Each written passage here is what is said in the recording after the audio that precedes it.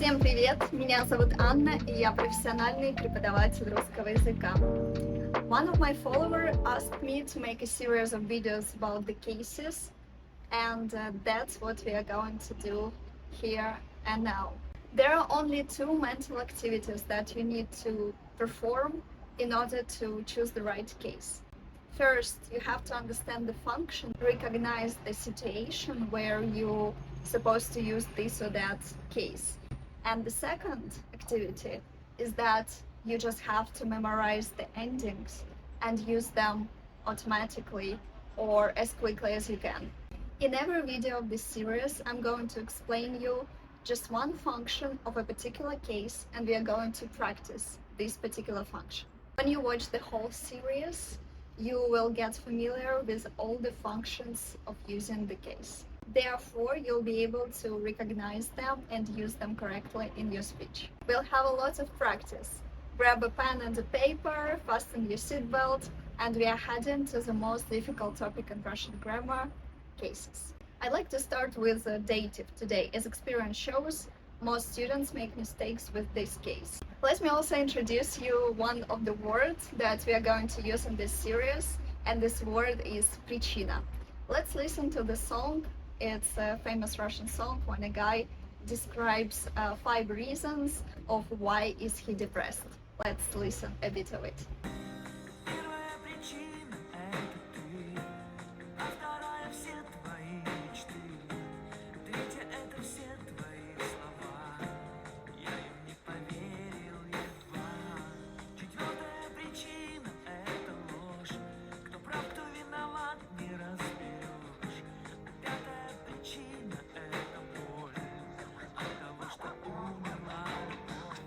Alright, now you're familiar with the word причина. We are going to look at different причиnas of using dative.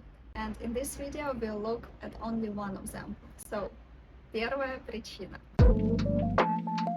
Dative, the word dative, in Russian translated as дательный. Дательный from the word дать, which means give. We use dative in the situations when we actually want to do something for another person. Therefore, this is very logical that there are particular verbs that are followed by dative, because these verbs mean the physical action of us doing something for another person. Even in English, you can probably assume which words literally mean some physical interaction with another human being or living creature. And those words are, for example, to give somebody, to tell somebody, to present to somebody, to text somebody, to call somebody, to buy something for somebody, to help somebody. I did it in English now, so you better understand the logic of this concept, doing something for somebody. And now let's look at the examples of these verbs in Russian. So these are the verbs that are going to be followed by dative. Let's repeat them together after me. Верить, говорить, давать, дарить, посылать, писать, рассказывать, сообщать, мешать, обещать, отвечать, покупать, помогать, советовать, объяснять, звонить, показывать. All of these actions we physically do for somebody else. There is no way for us to perform these actions without interacting with somebody. Once you recognize this spot in the speech, be sure this is dative. And to tell who do you help, who do you call, who do you text to, we need to use dative.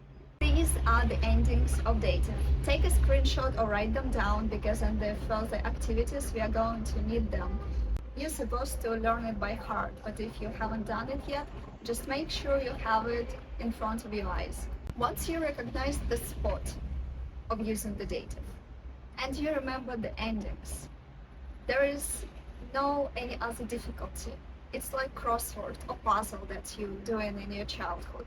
Maybe in the beginning it would take you a lot of time, and it's fine, but as you practice, you'll get better and quickly, to the point when you remember cases endings automatically. Let's move on to the first exercise practice. You can pause the video, try to translate yourself these phrases, and then get back here to check your answers. Ты звонил Кате? Ты звонил Кате? Я помогаю бабушке. Я помогаю бабушке. Он покупает продукты жене. Он покупает продукты жене. Я обещаю мужу помогать ему. Я обещаю мужу помогать ему. Ты мне мешаешь. Or ты мешаешь мне. Он говорит мне, что я очень красивая.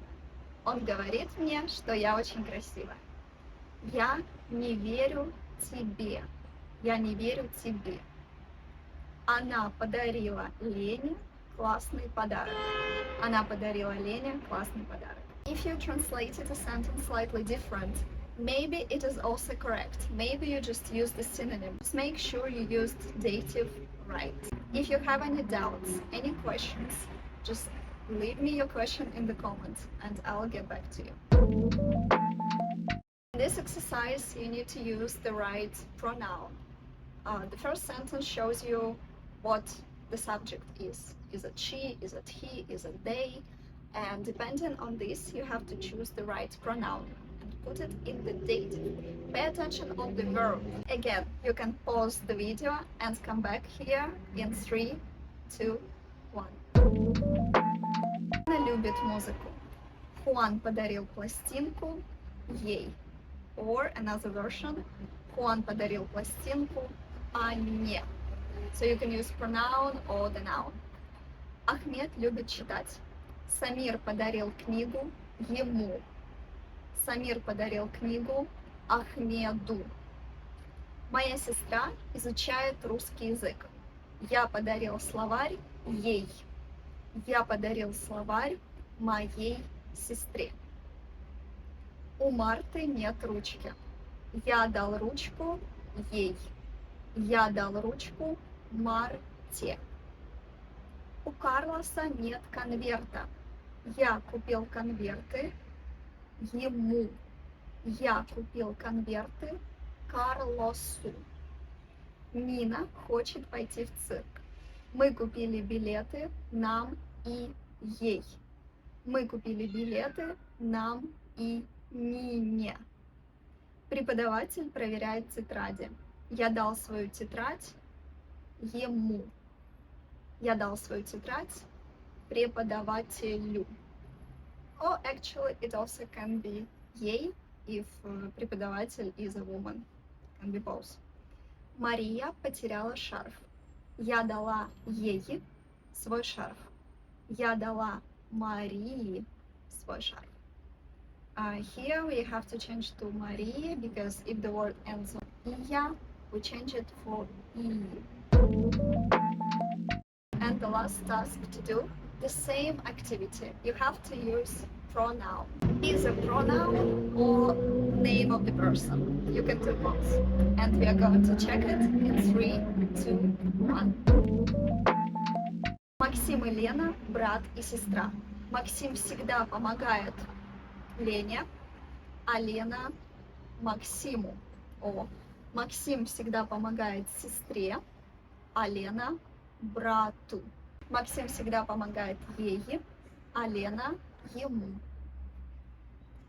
Виктор хорошо знает математику, а Хуан хорошо знает химию. Виктор помогает Хуану, а Хуан Виктору. Анна хорошо говорит по-русски, а Марта хорошо знает физику. Анна помогает Марте, а Марта помогает Анне. In these exercises, you had these verbs. Let's repeat them again. Подарил, дал, Upil. That's actually it. In this exercise, we only had these words, but they are the most common to use with dative. So dative is a really generous case. It's a really nice case because if we use dative, we actually do something for somebody. We actually care. And this what makes dative to stand out. In case that you have some hate towards this case, I hope I changed this feeling and I motivate you to study Russian, to get better. I know you can do it, and I'm here to help you. If you have any questions, if you're still confused about how to use dative in this particular причина, in this particular situation, don't be shy, text your questions in the comments and I'll get back to you. I'm really curious, how did you like this video? I will be really happy for any feedback that you can leave me. It always puts a smile on my face, in the sense that I'm not talking to the empty space, but I'm talking to the other side of the world. I'll be happy if you let me know in the comments where are you from, why you studied Russian, what difficulties do you face with it. This series of videos I made by the request of one of the followers. So I'm really interested to know what are you struggling with, so I could make more precise content for you. Увидимся в следующих видео. Пока-пока.